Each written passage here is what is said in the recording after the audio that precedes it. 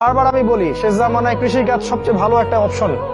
আপনি নিজের খাবার নিজে উৎপন্ন করার চেষ্টা করেন, খামার করেন, গাভীর, ছাগলের, ভেড়ার, জমি কেনেন, সেখানে কৃষি কাজ করেন, মাছের প্রজেক্ট করেন, অন্য আরো অনেক প্রজেক্ট আছে, এগুলো করেন।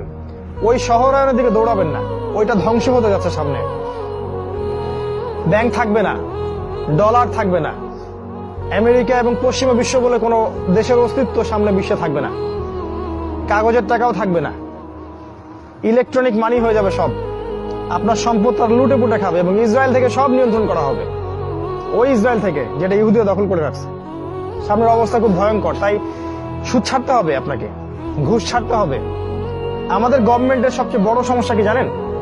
মানে আমাদের এই সেকুলার দেশগুলোর যে রাষ্ট্রপ্রধান যারা হয়, সে যে দলেরই হোক না কেন, সবচেয়ে বড় সমস্যা হচ্ছে দুর্নীতি।